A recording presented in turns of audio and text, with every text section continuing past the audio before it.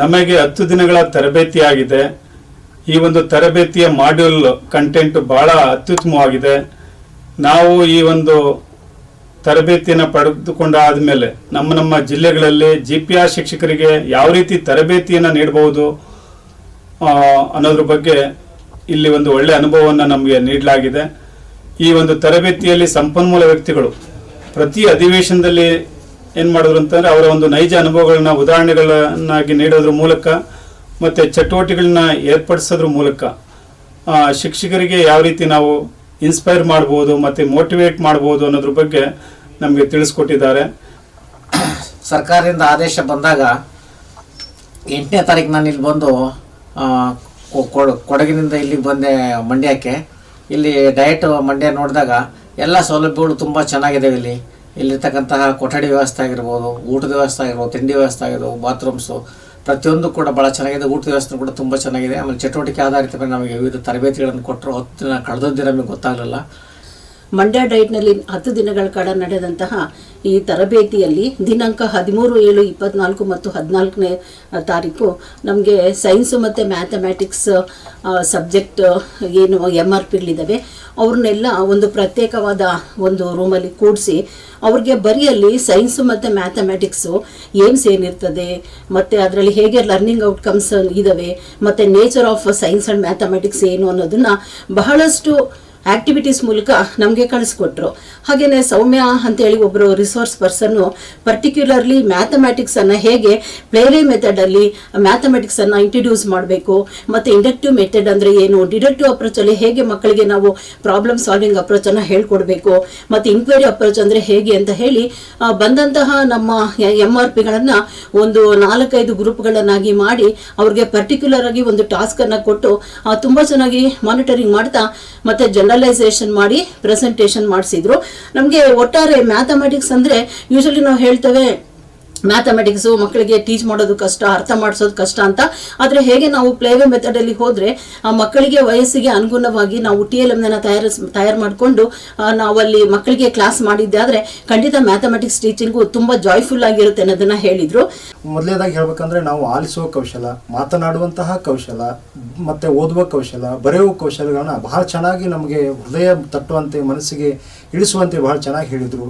ವಿಶೇಷವಾಗಿ ಏನು ಅಂತಂದರೆ ಅವರು ಪ್ರತಿಯೊಂದು 4 ಗುಂಪುಗಳನ್ನು ಮಾಡಿ ಚಟುವಟಿಕೆಗಳ ಮುಖಾಂತರ ನಮಗೆ ಅದನ್ನು ಹೇಳ್ಕೊಡ್ತಾ ಇದ್ರು. ಚಟುವಟಿಕೆಗಳನ್ನು ಮಾಡಿಸಿ ಪ್ರತಿಯೊಬ್ಬರಿಗೂ ಪಠ್ಯದ ಒಂದೊಂದು ತುಣುಕುಗಳನ್ನು ಕೊಟ್ಟು ಆ ತುಣುಕಿನಲ್ಲಿ ಏನು ಅಕ್ಷರ ಲೋಪದೋಷಗಳಿದ್ದಾವೆ, ಹೇಗೆ ಅದನ್ನು ನಾವು ಓದಬೇಕು ಮತ್ತು ಹೇಗೆ ಬರಿಬೇಕು ಅನ್ನೋದನ್ನು ಬಹಳ ಮಾರ್ಗದರ್ಶನ ಬಹಳ ಚೆನ್ನಾಗಿ ಅತ್ಯುತ್ತಮವಾಗಿ ನಮಗೆ ನೀಡಿದರು. ಇದು ಅದರ ಜೊತೆಗೇನೆ ನಮಗೆ ಇನ್ನೊಂದು ಏನು ವಿಶೇಷವಾಗಿ ಹೇಳಿಕೊಟ್ರು ಅಂತಂದರೆ ಕಲಿಕಾ ಫಲಗಳು. ಅಂದರೆ ಕಲಿಕಾ ಫಲಗಳು ಅಂದರೆ ಏನು, ಭಾಷಾ ವಿಷಯದಲ್ಲಿ ಯಾವ ಥರ ಕಲಿಕಾ ಫಲಗಳು ಬರ್ತವೆ ಅವುಗಳನ್ನು ಮಕ್ಕಳಿಗೆ ಯಾವ ಥರವಾಗಿ ನಾವು ಕಲಿಕಾ ಫಲಗಳನ್ನ ಆಧಾರವಾಗಿ ಇಟ್ಟುಕೊಂಡು ಪಾಠವನ್ನು ಮಾಡಬೇಕು. ಮಕ್ಕಳಿಗೆ ಬರೀ ಪಾಠ ಬೋಧನೆ ಮಾಡುವುದಷ್ಟೇ ಅಲ್ಲ, ಕಲಿಕಾ ಫಲಗಳನ್ನು ಈಡೇರಿಸುವಗೋಸ್ಕರ ನಾವು ಮಕ್ಕಳಿಗೆ ಪಾಠವನ್ನು ಮಾಡಬೇಕು ಅಂತ ಬಹಳ ಅರ್ಥಗರ್ಭಿತವಾಗಿ ಬಹಳ ಸೊಗಸಾಗಿ ನಮಗೆ ಸೃಜನಶೀಲತೆಯಿಂದ ಈ ತರಬೇತಿಯಲ್ಲಿ ಮೂಡಿಬಂತು. ಅಷ್ಟೇ ಅಲ್ಲದೆ ನಮ್ಮ ವಿಶೇಷವಾಗಿ ಭಾಷೆ ಎಂಬುದು ಇದು ನಮ್ಮ ಇಡೀ ದೇಶವನ್ನು ಆಳುವಂತಹ ಕೌಶಲವಾಗಿರೋದ್ರಿಂದ ಇದನ್ನು ಪ್ರತಿಯೊಬ್ಬರೂ ಕೂಡ ಭಾಷೆಯನ್ನು, ಈ ಭಾಷಾ ಕೌಶಲ್ಯಗಳನ್ನು ಮಕ್ಕಳಿಗೆ ಕಲಿಸಿದ್ದೇ ಆದರೆ ಮಕ್ಕಳು ಇಡೀ ವ್ಯವಸ್ಥೆಯನ್ನು ಬದಲಾಯಿಸುವಂಥದ್ದು, ಇಡೀ ಸಮಾಜವನ್ನು ಬದಲಾಯಿಸುವಂಥ ಶಕ್ತಿಯನ್ನು ಹೊಂದಿರ್ತಾರೆ ಅನ್ನುವಂಥದ್ದು ನಮಗೆ ಕಲಿಸಿಕೊಟ್ರು. ಇದರಿಂದ ನಾವು ನಮ್ಮ ಜಿಲ್ಲೆಗಳಲ್ಲಿ ಹೋಗಿ ಈ ಭಾಷಾ ಕೌಶಲ್ಯಗಳ ಬಗ್ಗೆ ನಾವು GPT ಶಿಕ್ಷೆಗೆ ತರಬೇತಿ ಕೊಡುವಾಗ ಹೀಗೇನೆ ಚಟುವಟಿಕೆ ಮುಖಾಂತರನೇ ನಾವು ಏನು ಮಾಡ್ತೀವಿ, ತರಬೇತಿಗಳನ್ನ ಕೊಡ್ತೀವಿ. ಇಲ್ಲಿ ಮೊದಲು ನಮಗೆ ಅದು ಇಂಡಕ್ಷನ್ ಟ್ರೈನಿಂಗ್ ಹಾಕಿದಾಗ ಮಂಡ್ಯ ಅದು ಅಲ್ಲಿ ಊಟದ ಬಗ್ಗೆ ನಮಗೆ ಫಸ್ಟ್ ಬಂತು. ಅಂದರೆ ನಮ್ಮ ಊಟ ಅವ್ರ ಊಟ, ಉತ್ತರ ಕನ್ನಡ ಊಟ ಭಾಳಷ್ಟು ವ್ಯತ್ಯಾಸ ಇರುತ್ತೆ. ತುಂಬ ಚೆನ್ನಾಗಿ ಊಟವನ್ನು ಕೊಡ್ತಾ ಇದ್ದಾರೆ. ತುಂಬ ಮುದ್ದೆ ಆಗಿರ್ಬೋದು, ಚಪಾತಿ ಇರ್ಬೋದು, ತುಂಬ ಚೆನ್ನಾಗಿ ಊಟದ ಫೆಸಿಲಿಟೀಸ್ ಕೊಡ್ತಾರೆ. ಇನ್ನೊಂದು ಬಗ್ಗೆ ಹೇಳ್ಬೇಕಂತ ಇಲ್ಲಿ ಚಂದ್ರಶೇಖರ್ ಮತ್ತು ರವಿ ಸರ್ ಟೀಮು ತುಂಬ ಒಳ್ಳೆಯ ರೀತಿ ನಮಗೆ ಒಂದು ಕೋಆಪರೇಟ್ ಕೊಡ್ತಾ ಇದ್ವಿ. ಫಸ್ಟ್ ನಾವು ಇಲ್ಲಿ ಬಂದಾಗ ಎಂಟರ್ ಆದ ತಕ್ಷಣ ಫಸ್ಟ್ ನಮಗೆ ನಮ್ಮ ಹೆಸರಿನ ರೂಮಲ್ಲಿ ಅಲಾಟ್ ಮಾಡಿದ್ರು. ಮೋಸ್ಟ್ಲಿ ನಾವು ಎಲ್ಲಿ ಹೋಗೋದಲ್ಲ, ಹೋದ್ಮೇಲೆ ಅಲಾಟ್ ಮಾಡ್ತಾರೆ ರೂಮು. ಆದರೆ ಇಲ್ಲಿ ಏನಾಗಿತ್ತು ಅಂದರೆ ನಮ್ಮ ಹೆಸರಿಂದ ಆಗಲೇ ಅಲಾಟ್ ಆಗಿತ್ತು ರೂಮು. ಅದೇ ರೂಮಿಗೆ ನಮ್ಮನ್ನು ಕಳಿಸಿದ್ರು. ಮತ್ತು 24/7 ಬಿಸಿನೀರು ಕೂಡ ಇಲ್ಲಿರುತ್ತೆ. ಆಮೇಲೆ ಒಂದು ಎಕ್ಸಾಂಪಲ್ ಹೇಳ್ಬೇಕಂದ್ರೆ 6ನೇ ದಿನ ನಮ್ಮ ರೂಮಲ್ಲಿ ಒಂದು ಬಲ್ಬ್ ಹೋಗಿತ್ತು, ತಕ್ಷಣ ಅವ್ರು ರವಿ ಸರ್ ಫೋನ್ ಮಾಡಿದಾಗ ಒಂದು 2-3 ಸೆಕೆಂಡ್ನಲ್ಲಿ ಫಸ್ಟ್ ಒಂದು ಚೇಂಜ್ ಮಾಡಿದ್ರು. ಅಷ್ಟೊಂದು ಏನು ಮಾಡ್ತಾ ಇದ್ದಾರೆ, ಆತ್ಮೀಯತೆಯಿಂದ ಏನು ಮಾಡ್ತಾ ಇದ್ದಾರೆ, ನಮ್ಮೆಲ್ಲರೂ ಎಲ್ಲ ಶಿಬಿರಾರ್ಥಿಗಳು ನೋಡ್ಕೋತಾ ಇದ್ದಾರೆ. ಆನಂತರ ಇಲ್ಲಿ ಏನು ಅಂತಾರೆ ಮತ್ತೊಂದೇನು ನೋಡ್ಬೇಕಂದ್ರೆ ತುಂಬಾ ಏಕೋ ಫ್ರೆಂಡ್ಲಿ ಇದೆ, ಇಲ್ಲಿ ಏಕೋ ಫ್ರೆಂಡ್ಲಿ ಸಿಸ್ಟಮ್ ಇದೆ, ತುಂಬಾ ಒಂದು ಒಳ್ಳೆ ಡೈಟ್ ಇದೆ, ಹಳೆ ಡೈಟ್ ಇದೆ. ಆಮೇಲೆ ನನಗೆ ಇನ್ನೊಂದು ಇಷ್ಟ ಆಯ್ತು ಅಂದ್ರೆ ಇಲ್ಲಿ ವರ್ಲಿ ಆಟನ ಇಡೀ ಡೈಟ್ ಅಲ್ಲಿ ವರ್ಲಿ ಆಟನ ಇಲ್ಲಿ ನೋಡಬಹುದು. ತುಂಬಾ ಒಂದು ಒಳ್ಳೊಳ್ಳೆ ಕಾನ್ಸೆಪ್ಟ್ಗಳನ್ನ ಮಂಡ್ಯ ಜಿಲ್ಲೆಯ ಪ್ರತಿಯೊಂದು ಕೂಡ ಶೈಕ್ಷಣಿಕ ಇರಬಹುದು, ಸಾಂಸ್ಕೃತಿಕ ಎಲ್ಲ ಒಂದು ವರ್ಲಿ ಆಟನ ಈ ಮಂಡ್ಯದಲ್ಲಿ ನೋಡ್ತಾ ಇದ್ವಿ. ಆಮೇಲೆ 2 ಟೀಮ್ಗಳಾಗಿ ಮಾಡಿದ್ದಾರೆ, ತುಂಬಾ ಒಳ್ಳೊಳ್ಳೆ ರಿಸರ್ಚ್ ಇದೆ. APFನರ್ ಇರ್ಬೋದು, ಆನಂತರ ಇಲ್ಲಿರ್ತಕ್ಕಂಥ ಫೆಸಿಲಿಟೀಸ್ ಇರ್ಬೋದು, ಆನಂತರ ಇವರು ನಮ್ಮ ಡಾಕ್ಟರ್ ಚಂದ್ರಶೇಖರ್ ಅವರು ಮತ್ತು ಅವ್ರ ಟೀಮ್ಗಳು ಇರ್ಬೋದು, ತುಂಬ ಒಳ್ಳೆಯಂಥ ಫೆಸಿಲಿಟೀಸ್ ಅನ್ನು ಕೊಟ್ಟಿದ್ದಾರೆ. ಮತ್ತೆ ಕರೆಕ್ಟ್ 9:30ಗೆ ಸೆಷನ್ಗಳು ಸ್ಟಾರ್ಟ್ ಆಗ್ತಾ ಇದ್ದಾವೆ. ಆಮೇಲೆ ಡಿಸ್ಕಷನ್ ಹಂಗೆ 5:30-6 ಗಂಟೆವರೆಗೂ ಡಿಸ್ಕಷನ್ ಆಗ್ತಾ ಇದ್ದಾವೆ. ಒಳ್ಳೆಯದಂಥ ಒಂದು ಟ್ರೈನಿಂಗ್ ಅಂತ ಹೇಳ್ಬೋದು ಸರ್ ಇದು. ನಾನು ಮಾಡ್ಯೂಲ್ಗಳ ಬಗ್ಗೆ ಹೇಳೋದಕ್ಕೆ ಇಷ್ಟಪಡ್ತೇನೆ. ಯಾಕೆ ಅಂದರೆ ಇಲಾಖೆಗೆ ಪದವೀಧರ ಪ್ರಾಥಮಿಕ ಶಾಲಾ ಶಿಕ್ಷಕರು ಹೊಸದಾಗಿ ಬಂದಿರ್ತಾರೆ, ಅವರಿಗೆ ಇಲಾಖೆ ಹೊಸದಾಗಿ ಇರುತ್ತೆ, ತಮ್ಮ ಕರ್ತವ್ಯ ಪ್ರಜ್ಞೆಗಳ ಬಗ್ಗೆ ಅರಿವಿರಲ್ಲ. ಅಂಥ ಸಮಯದಲ್ಲಿ ಈ ಮಾಡ್ಯೂಲ್ಗಳನ್ನು ರಚಿಸಿರುವಂಥ ಹಿನ್ನೆಲೆಯನ್ನು ನೋಡಿದ್ರೆ ನನಗೆ ತುಂಬ ಖುಷಿ ಆಯಿತು. ವಿಶೇಷವಾಗಿ ಶಿಕ್ಷಕನಾಗಿ ನಾ ಹೇಗಿರಬೇಕು, ಮತ್ತು ಶಿಕ್ಷಣದ ವ್ಯವಸ್ಥೆ, ಒಬ್ಬ ಶಿಕ್ಷಕ ಸಮಾಜದೊಂದಿಗೆ ಹೇಗೆ ಬೆರಿಬೇಕಾಗತ್ತೆ, ಮತ್ತು ಶಾಲಾ ಮತ್ತು ಭಾಗಿದಾರರ ಬಗ್ಗೆ ತಾನು ಹೇಗೆಲ್ಲ ಇರಬೇಕು ಅನ್ನೋದ್ರ ಬಗ್ಗೆ ಕೊಟ್ಟಿದ್ದಾರೆ.